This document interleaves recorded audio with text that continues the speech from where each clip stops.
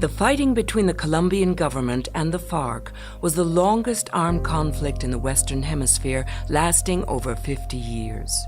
The conflict led to nearly 250,000 deaths, and over 7 million people were displaced.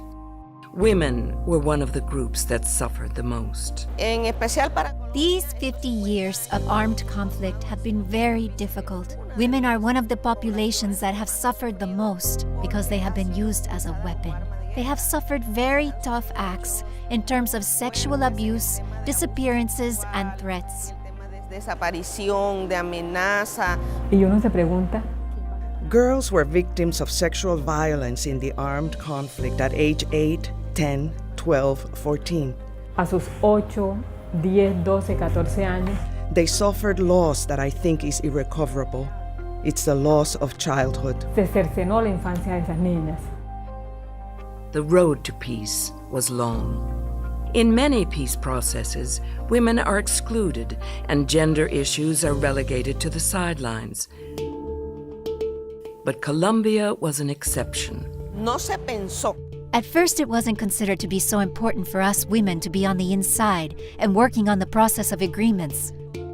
For that reason, we had to be quite insistent. The government responded to civil society advocacy and created more ways for women to be involved.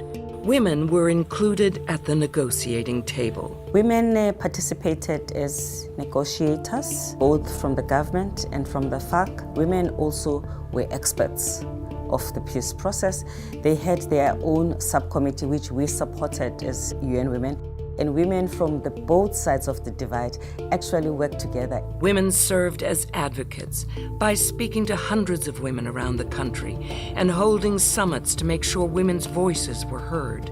They even traveled to Havana to testify in front of the negotiators. I think the exercise of taking women to Havana so that women could express their wishes, not for revenge, but to forgive in order to benefit the next generations. I think those were very important reconciliation exercises. Among the international community, too, groups like UN Women and the government of Norway played important roles in the Colombian peace process. What we saw and what we also experienced early on was really that the women themselves, but also the parties, they wanted to bring the women to the table. And we think, Norway, we think that the only way you can have a sustainable peace is really also to include women in the peace process. In November 2016, the Colombian government and the FARC finally signed a peace deal that was approved by Congress. I think this has been one of the few peace agreements in the world that has included gender perspectives. So from that point of view, the international community has a lot to learn. For his efforts to bring the half-century conflict to an end, President Santos was awarded the Nobel Peace Prize.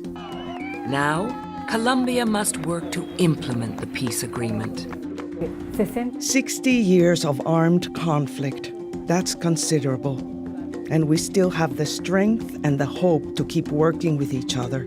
We are committed to peace. Many hope the success of the Colombian peace process can serve as a model for other conflicts. It's peace for the Colombians, it's peace for Latin America, and it's peace for the world. Peace with FARC just a few years ago was an impossible dream.